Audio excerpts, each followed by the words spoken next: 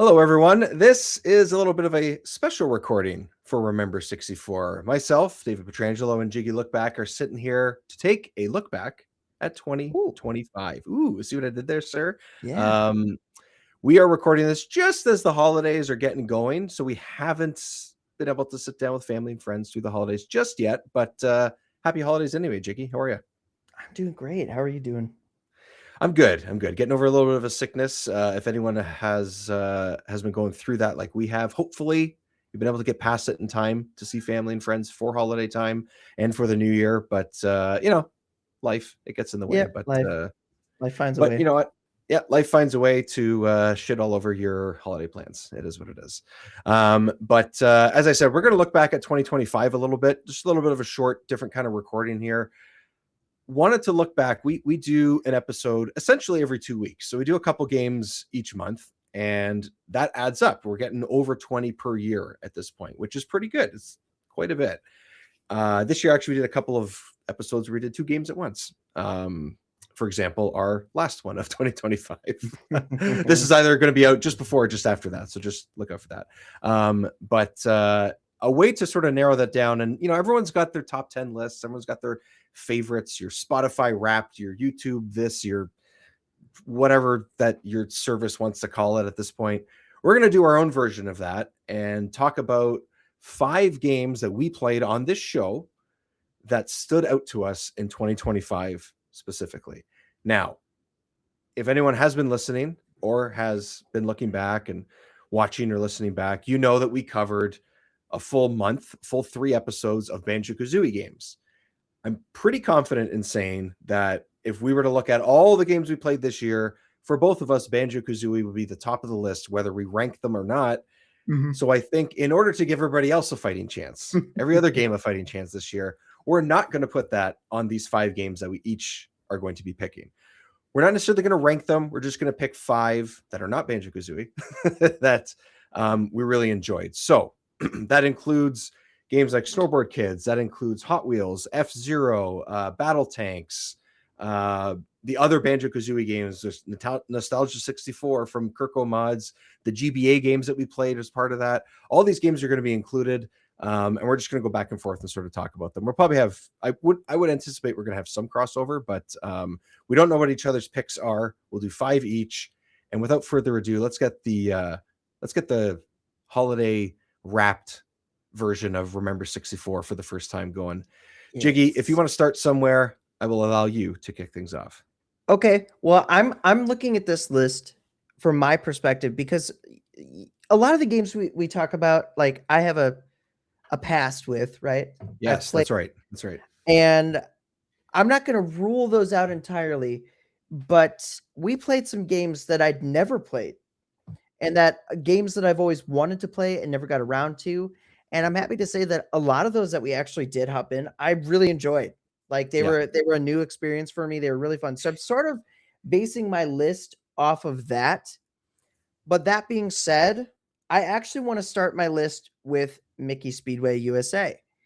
That is a game we played earlier in the year. I do have a pass with it. The first game of Yeah, 2025. I do have a pass with it.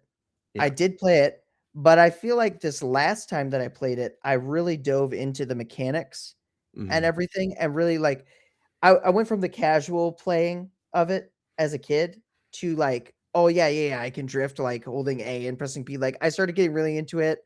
I did like an analysis video on it. We did the podcast episode about it.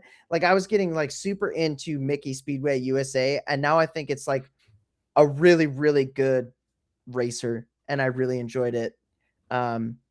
It's one of those I just sort of had as a kid, and I played it, but it just didn't grip me like other games. But now I feel like it got me. You got to it in a different way. You approached it in a different way. 2025 was the year Mickey Speedway USA got me. Literally 25 years after it came out. Took 25 years, but it finally got me. What did I say in the last episode? I got you, bitch. Yeah, exactly. In the Mickey voice. I can't. Jamal Joe, got you, bitch. I can't do the voice of Mickey, but picture Mickey saying that. Nice. That was the very first after our sort of or my hiatus of not being able to record episodes. That was the first one we came back with. So that was a great way to kick off 2025. So I'm glad that that still stuck with you. I'm gonna go chronological in mine. I'm not ranking them either. I'm just sort of picking ones that I enjoyed. This is also one that I knew of, but never really played, I think, at all. I can't remember if I played it before or not, but in the moment, I'm sure during the episode, I might have said this. This was the very next episode we did, actually. This is Body Harvest. Body Oh, okay. Harvest has Body actually Harvest. stuck. Yeah, it's stuck with me this year. This was the second episode we did for 2025, and at the time, I was a little bit worried it was going to be kind of janky. It's not really. It doesn't have amazing reviews, but I think, then and now, still thinking back, I really like how it's this early version of a semi open world game, and it's not perfect. I do think that there's a lot of sort of janky stuff in it. But I think what they were trying to do was really fun, and I found myself really sinking into it and played the whole game. And it's a much bigger, longer, more in-depth game than I would have expected to, and definitely worth checking out as an early version of what these games have become in a genre that is just insanely massive now. So that's why Body Harvest stuck with me. That would be level, where is it here? 57. So that's right after Mickey Speedway USA. Time Travel Exterminators. That's Body Harvest. That would be one of my picks. Yeah. Oh man. All right. Well, jumping into my next pick, a game funny enough, I had, and it is probably the only N64 game that I owned growing up that I never played. Oh shit. Okay. I never played it. I had That's a it. thing? I got I it. don't know what. I'm trying to think of what this is because I don't remember you saying this. Now I'm I intrigued. got it at a rummage sale. Okay. And I was like, oh man, this looks cool. I had a friend that had it. I never played it, and I never even saw what it was like. And it's one of those things that's been memed to death. I really needed to try it. And finally, 2025 was the year that I played Quest 64 for the first time. Right. And I gotta say, I was pleasantly surprised at how much I enjoyed it. It was a fun little RPG, played better than I thought. It was kind of like way too many random battles, but it pulled it off. It had a lot of charm, and I think it stuck with me, and I was happy. I think it's more of that. I finally got to say that I played Quest 64 than anything else, and I did it to completion. Like I did it to completion, beat the boss. I think I have a live stream out there. I played it on stream. It was so much fun to talk about and finally get into it, especially with Mr. Quest 64 official himself. Yes, which was an honor to have him on to be able to talk about it. Mike was an awesome guest, and that was same here. Never played it. It was the first time I played it, and it was cool to go back. That's good. That's one of those ones that just has to be played. It was like my bucket list of N64 games. Like, how have I never actually played that? Yeah. Especially for you, because you have so much experience playing them. Playing so many games, right? Like you said, never had a game before that I just never played. Yeah. And Quest 64 was it was like I had so many N64 games as a kid. I had a backlog and I never got to it. That's insane. The backlog before backlogs were even really that much of a thing. That's right. You crazy kid. Kids these days, freaking N64, man. I had so many games. That's amazing. One of those things.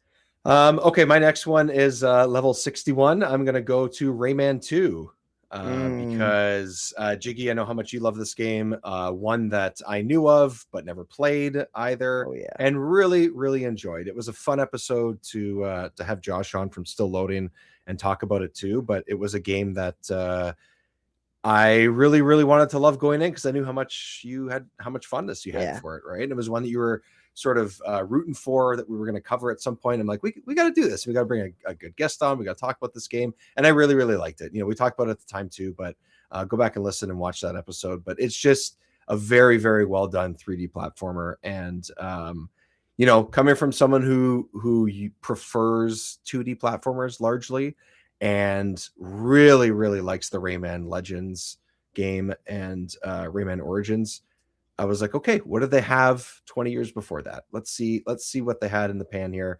I hear it's great, and it's a very, very good game. So that's one that's going to stand out to me too. So Rayman 2, that was done in March. We did that, so that was also early. Nice. All right, man. What do you got next? I'm gonna throw going into Halloween. Ooh, I'm starting with Shadow Man. hey, no way. I thought Shadow Man was really cool. It was way creepier than I thought it was going to be. And the fact that it also dropped on NSO and I could play it on my Switch and handheld, like under Yes, the covers in my bed, super cool. you Yeah, can't play it any other way if it's available in that version. yeah, You have to play it that way. I thought it was a fun little Metroidvania style Yeah. N64 title, and the fact that I had it on Dreamcast and I had never played that one either. That was a new one for me, but I think it was a banger of a new one. I was happy Yeah. to play that and experience that, and just it was perfect for the season, like perfect So for like Halloween. It was like, so fucking dark. Such a yeah, dark game. Like, I was into it for Halloween. Like I was like, yeah. this is a great game to play in October. So I Yeah. highly recommend if you never played it, play it in October. Like just wait till next year. Yeah, yeah. I Set it up. agree. I totally agree. It really, like we talked about when we recorded it, the vibe of that game is exactly what you're looking for. It's not super scary, but it's kind of a little bit disturbing. It's got a really deep lore to it, and the gameplay is just good enough that's going to get you to keep going, I think. And Yeah. really, I think we wanted to keep going because we're like, I just want to know more about what the hell's going on here. Like, it Yeah. was You a just want to do huge the draw. story. It's Yeah, the lore is yeah. great. Yeah, it was really cool. Okay, nice. That was in our October 74. episodes. That was level Level 74. 74. There we go. The darkest N64 game ever. I think Probably. it, I think it is. I think it is. Yeah. I asked that question in the title, but I think I know the answer already. Okay, my third pick is going to be one that's still early on in the year here, but one that surprised me, but also at the same time didn't, because I was like, yeah, this is just my kind of game. That is Tetrasphere. Dang it. How do you do that? It's called Tetrasphere, just on the shelves all over North America. This is a pretty neat game. It's kind of a challenge, and it's a real big challenge. Tetrasphere, I really, really liked. Is it the best puzzle game ever made? No, but Flashback 64 came on the show asking, let's talk about this game because we have some history with it. And Gooey and McKenna both said, like, I have a feeling this might be something that you guys might like. And they were absolutely right. The music is amazing. It's a huge vibe and a big part of why we liked it. And I just, it's a different way of doing Tetris. I like puzzle games. And if anyone's heard, seen, or read any of the stuff I've done with Console Creatures this year, Drop Duchy is a game that I really, really like this year, and it is also another version of a Tetris game. And both these games I really enjoyed this year. So yeah, Tetrasphere was one that stood out to me surprisingly. Nice. Yeah. So we're getting into the last two here, and I have to say, always saw these growing up, never played. Looked at the I see. boxes. Yeah, yeah. I always, like, regardless of how you feel about them, regardless of the quality, like it was competently fun. But Sarge's Heroes, we played 1 and 2. We did an episode on 2. We did a collaboration episode for the first one with a 3DO experience. And I sort of like in the same vein as Quest 64, it just felt like this game that I always saw growing up, and I was like, why did I never play these? And I can say that I played them, and they were in some respects exactly what I was expecting. But They in have some left you respects speechless. also lacking what I was expecting. Yeah. I feel like gameplay wise, they were exactly what I thought they were going to be, but like Right. they're really short and there's not much substance to them, I guess. Yeah. But it was silly. It was kind of fun, and if you just play them, just to try them. Yeah, you kind of can clump both of them together, I think. Yeah, they're pretty much the same. Yeah, there's aspects of 2 that we preferred, like the level design and stuff, but I think largely they were not massively different. Yeah. Weren't Happy they? to say I played it. Have you, Army honestly, Men. Let's yeah, go. Army Men, both Army Men games. So that's a late in the year game. That is, let's see, what level is that? Why can't I 77. find it? 77. There it is. It's a very 77. recent, like just a Yeah. couple episodes ago. Yeah, exactly. Okay, so the Soldiers Heroes game one. The first one we played on the 3DO experience, like you mentioned, and Soldiers Heroes 2 we covered on our show. Okay, so there's a couple ways I can go with this. There's definitely more than 2 more games that I would want to put on this list. So the 5 Right. is really sort of limiting it. I want to say a game like F-Zero X, but F-Zero is a little bit too obvious because I feel like I just already love that game. Mm-hmm. So I just want to talk about something that maybe wasn't that, because I knew I was going to like it going in. I already loved that game growing up. It's too obvious for me. So instead, I'm going to go with something completely unexpected and one that I didn't even know was a game until a couple weeks before we played it. That is a little bit of a lead in to Nostalgia 64. Because this didn't exist for anyone up until this year. So it is a new release on the N64 from Kirko Mods, who has made some incredible work on the N64, specifically modding a lot of Banjo-Kazooie stages and versions of that game, working on Zelda mods. But this is, I would say, pretty much like a full release that they have done. We were able to collaborate with them a little bit and play it a couple days early to be able to record our episode and get through it and play this game. And you know, it's just a very special kind of game if you're an N64 fan and a Banjo-Kazooie fan. I know we said we were going to leave that particular game off, but this has those mechanics, but does a lot of really cool ideas with it. I know we both loved it when we played it, but I have to mention it in case anyone hasn't seen the game, heard our episode, or seen our episode. Like, check it out if you have a way to play it and have the ROM and play the game. Definitely try to play it with an N64 controller in any way that you can. But overall, Nostalgia 64 is something I'm also going to go back to. You know, we did play the whole thing to completion, and it was a fantastic time. But just like the original game or games in that franchise, I'm going to go back to it. I'm going to play it again. And I loved it. Absolutely loved it. The creativity is off the charts. So, yeah. Yeah, that was a great one. I did really enjoy that. But I will say we weren't ranking them, but No. this was probably hands down the favorite of the games that we played, that I was like not expecting to enjoy it as much as I did. Kind of thought it had a bad rep, but I guess not. And I really got into it. Both the podcast episode, I think it's one of our best episodes we've done, honestly. And I think it was a surprising banger of a game. Castlevania. Hey, there it is. Level 75. Yep. That was my favorite game that we did all year. Wow, for that's awesome. multiple reasons, but I really liked it. Cool vibes, fun gameplay.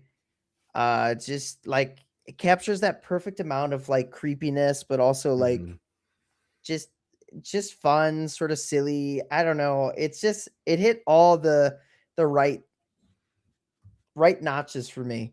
And I did not expect to like it as much as I did.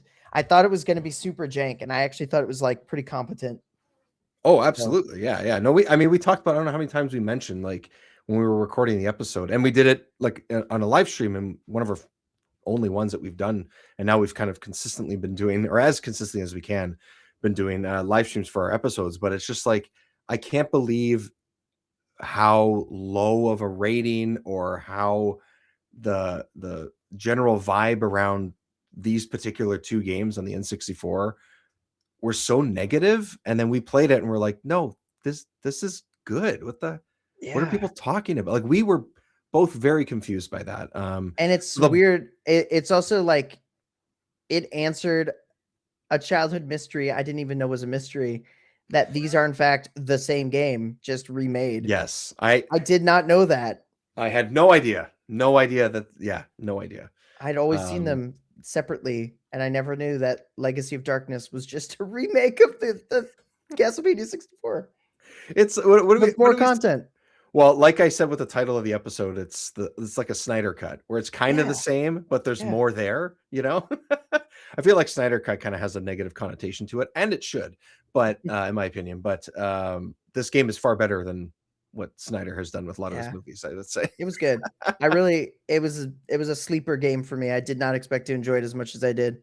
Yeah, I think for both of us, honestly, it was something that surprised us both. We really enjoyed it, and something that I think everybody should give a shot. I don't know if you have to wait till October to play this one like you do with Shadow Man, but I do think that it's definitely worth playing, and don't let the general consensus, or what appears to be the general consensus, that these are trash games and they're throwaways. We both disagree with that. So 100%. Nice. That's awesome that it's that high on your if you were going to rank sort of lists and stuff. Yeah, like the others, like you could throw them in any order, like doesn't matter. Right. But that one, I was just like, that's one I wanted to talk about, because I thought it was just it was a cut above the rest for various reasons. I really enjoyed it. I liked the vibes. I liked everything we did, and the episode too. Like I thought the episode just flowed really well. Like sometimes that plays a factor in it. Like my enjoyment of the game was talking about the game, and that's one I could talk about. Like I felt like there was a lot to talk about with that one. And we were live streaming and stuff, but like it was one of our longest episodes too, or it is our longest episode potentially. But it didn't feel that way. And I think you're right. That is a sign of the right game, the right time, the right everything. And like, stuff that's sort of out of your control in a way just leads to a better time. And I think that it works. I didn't even realize that was one of the longest episodes we'd ever done. It is just under 2 hours, and that's probably cut down. It's got a pre-show chat. That's without the pre-show chat. I think we were streaming for like 3 hours. Yeah. So it was a while. And it was a great time. So again, if anyone hasn't popped into live streams, or anyone who has, thank you. But there was a whole build up to that, playing that game, and how I tried to stream it, and it was a disaster. Like there was a whole thing, but go watch and listen to the episode. It was a blast to play and a blast to record. So okay, I was potentially going to put that on mine too, because like we said, we're both talking about it, but I had a feeling you were going to say it, so I left it off the list. So because I'm going in a little bit of an order here, my next one, now I have to find exactly where it is. Jesus, where'd it go? Where did it go? Oh, there it is.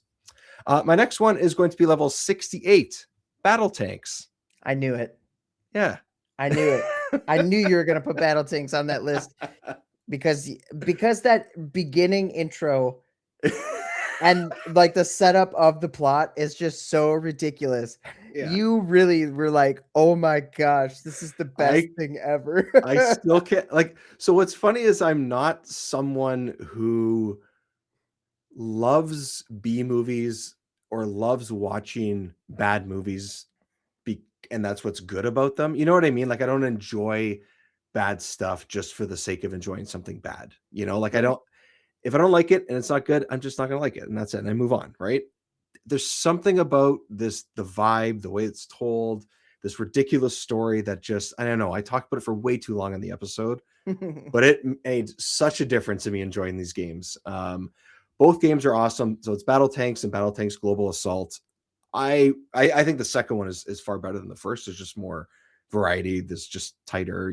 There's a lot more you can do there. Both are 100% worth your time. I had no idea what these games felt like. I just knew of them, and I really, really like them. And they're not perfect, but they're just fun. They're just stupid action fun. And the second one really does improve on the first in more ways than I would have thought, because it just feels like one of those games where it's like, well, just add more levels, maybe another tank, maybe the story's going to change a little bit, but they did a bunch of things that made me like it even more. And one that if I played a multiplayer, I feel like you'd like even more. So is it the greatest game we played? Is it top of my list if I were to rank them? No, but I just had so much fun with it that I couldn't not talk about it. So the Battle Tanks games, that is level 68. It's I titled it, what can I say? We're feminists. Yeah. It's all you could say. Listen and watch more to find out why. Do you know what I saw at GameStop this past weekend? We went shopping to get a couple like last minute Christmas presents. And in the little case there, I didn't know this, was not aware. However you feel about limited run games, they had limited run Battle Tanks N64 like in like limited run boxes. Like yeah, they're they box looked that they like the make. old like N64 boxes. Yeah, Yeah, they had them sitting there at GameStop, and I was like, oh, nice, it was kind of neat. But Battle Tanks, of all the games, it was Battle Tanks. crazy, crazy. It's so interesting. Like, there's stuff like that that I've seen from them or other companies that do similar things. Where I'm like, that's the game they chose. But then there's ones where I go, oh, that's the game they chose. I want that because it's something I have a history with. right. You know, like one of the ones for me. I think, do I have it behind me? Yeah, I do. Only reason why I never spent money getting this one, I think it's a limited run one, is Battletoads Double Dragon for the SNES. It plays like a Battletoads game, not like a Double Dragon game, but has all 5 of those characters that you can choose from. Totally wacky, totally over the top or whatever. And they have an actual SNES cartridge that works. It's green. It has a box with it, like you said, kind of similar, like you just described. I'm like, ooh, that would be great because I love that game. But then I'm not spending the money because I have it. I just don't have it in green. So I'm like, do I need it? And I know it still works. Like, I know it still works. I played it last year, the year before. Like, it works, right? And this is my original one from when I was a kid. So like but I like that stuff. That's kind of fun. So Battle Tanks, interesting. That's cool. Now that I know it exists, now I'm probably going to go search for it and see if it's at any point ever worth my money. The answer is probably no. But okay, so just to review our top games, or not our top games, some of our standouts of 2025. We have Jiggy, go for it. I'm going to re-pick up my list. Sorry. Mickey Speedway USA. Mickey Speedway USA, Body Harvest. We also have Quest 64. We have Rayman 2. We have Tetrasphere, Battle Tanks, Nostalgia 64, Castlevania, Shadow Man, and Shadow Man. And I think that covers us. And Sarge's Heroes. Oh, and I threw that in there too. That was my curveball. Yeah. No, it's good. It's fun. In a similar way, Battle Tanks is just goofy fun like that is, right? Like, it's kind of same in company. a way, kind of same company. 3DO. It's 3DO. It kind of feels Battle Tanks shows up in Sarge's Heroes too, like in like a background asset or something. It's like a sign on the wall. Yeah, and the pinball episode, pinball level or whatever at the end. So if you haven't played those games, I think those are a good place to start. If you have, great, fantastic. And check out our episodes about them because they were a ton to record, a ton of fun to record, and great to kind of go back. And a lot of these games were ones that we hadn't played this year. So 2026, we're going to set up and kind of do that same thing too. We're going to try and get a variety of different things, maybe some mods here and there. We'll keep going with 2026. And Jiggy, happy holidays, happy New Year. And everybody, thanks for joining us for another Yuletide 2025.